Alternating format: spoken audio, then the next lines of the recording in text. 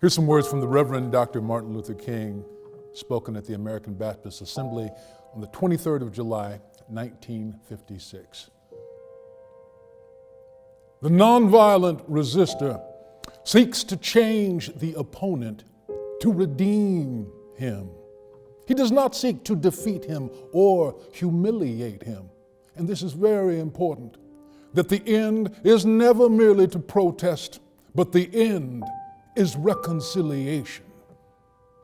And so the aim must always be to defeat injustice and not to defeat the persons who are involved in it.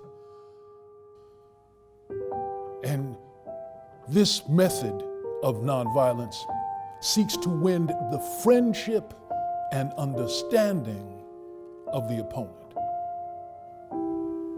So what does that mean to you? Martin Luther King Jr. certainly knew how to put words together. Word. First of all, let's always recognize that. I think we sometimes take for granted the fact that that he just spoke that way, when really I can imagine that he put a lot of effort into crafting those words. You know, so I want to give, as a comedian, I want to give credit to the craft. But I think, you know, when I hear MLK talking about that, he's talking about how we have to maintain the big idea.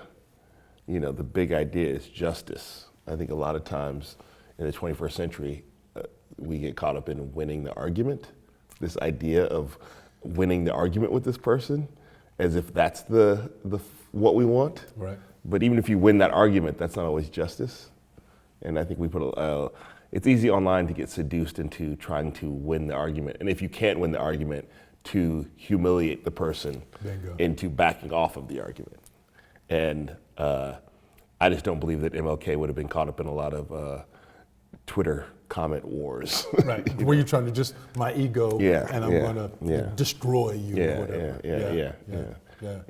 And so when it comes to that issue of defeating the injustice and then trying to befriend and have better understanding between you and that opponent, and he still uses the word opponent, but friendship and understanding is just so another level. I mean, I think about it when I'm doing United Shades. A lot of times I talk to people on the show, like we did an episode in Appalachia, and you know, so I talked to mostly white people, many of whom had been coal miners, and it was right around the time, it was right before the election. So we're in, you know, Kentucky, and we're in the mountains, you know, and all over the place I'm seeing Trump for president, but I'm also seeing handmade placards that say Hillary for prison. And it would have been easy to sit down from these people and have a conversation about that, but instead I was like, what's it been like since the coal mines have closed?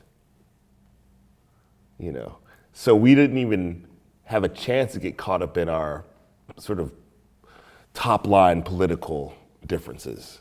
It was more about what's your life like? And I think when you focus on those things and get out of the team sport of electoral politics and actually talk about what your life is like versus what my life is like, it becomes easy to stop looking at these people as your opponent. Now the people I talked to also were not interested in posing any physical threat to me. They understood I was coming. I didn't just knock on their doors and say, what is your life like? I'm a black man from the big city. What's your life like? But we understood that we were going to sit down and talk about the things that were really important, you know?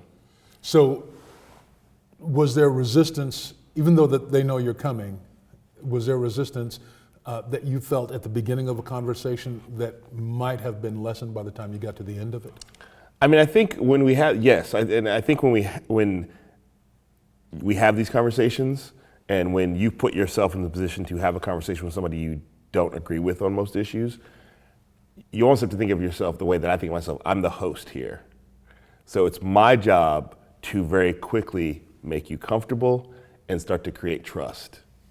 And so my job is to say, hey, thank you for coming. It's good to talk to you. Do you need water? Do you need anything? Get this guy some water, and really let you know that I'm there for you and not that you're there for me. I'm from television. Right. So, you know. and that's probably why you have that in me, because literally just then you reached out and you made contact with me, and there's a divide, and Can you talk about how you serve as a bridge to connect not just you with this other person, but then the viewer, and you bring them in too? Well, even right now, we talked before these cameras started running. Right. And we talked about some of this, we talked about other things, but the difference is now that we sit down here, this conversation is not even so much about us, it's about those people out there. Bingo. And so the thing I'm always aware of is once the cameras start rolling is that I become a conduit for those people out there. So that sometimes I'm asking questions that I don't have, but I'm guessing that the people out there have. Or sometimes it's even a part about like modeling how to talk to somebody that you don't normally talk to, So when you're doing that modeling, what's important? The number one thing that's important when I'm doing the modeling of how to talk to somebody you don't agree to is called shutting up and listening. It's called shutting up and, let me get it's called shutting up and listening. Right. Sometimes I use a profanity in the middle. It's called shutting the blah, blah, blah up and listening, but not today. It's just the important thing is like once I sort of feel like I've made you comfortable, then it's about like just sort of letting that person tell their story or tell their side and not getting caught up in what parts I agree with or don't agree with or, sometimes it's just trying to further lubricate and encourage the conversation. So if you say something I do agree with and I want you to talk more about that, I will let you know that I agree with it. Like, yes, right. And some things, if I don't agree with, it's not about saying I don't agree with that. It's about, really? Huh. Keep talking.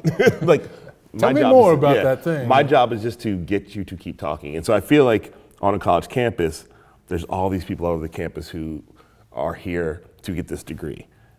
Many of those people don't agree with each other. When you come across those people, whether it's through we are going to have an event where we bring people from different sides together, or if you're just in line together somewhere and somehow a conversation starts, put yourself in the position of hosting that conversation, not having that conversation or not having that argument. Like, so you think this, tell me more about that. A lot of times people who think differently than you and know they think differently than you are trying to provoke a reaction from you. That happens online all the time. Also happens in situations where people set up, we're gonna meet and discuss or debate.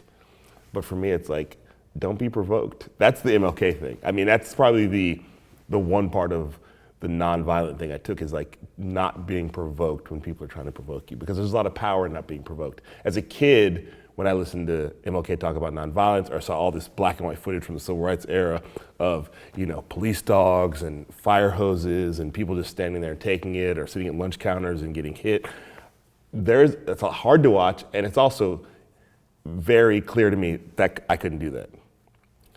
Not because I'm too strong, I'm not strong enough, I just couldn't do that, I don't think. And then I find myself in these positions all the time with like talking to the Ku Klux Klan or talking to somebody from the alt-right. And it becomes very easy to go, no, keep talking. Because I'm very aware, as I'm sure those people during the civil rights era, not comparing myself at all, were aware, it's not about this moment, it's about people watching this moment. Bingo. So, thanks for creating a moment that other people can watch. And thanks for coming to Santa Clara to allow us to connect with you so that we can try to get to that higher place. Yeah, I also want to say one thing. Nice MLK, man. That was good.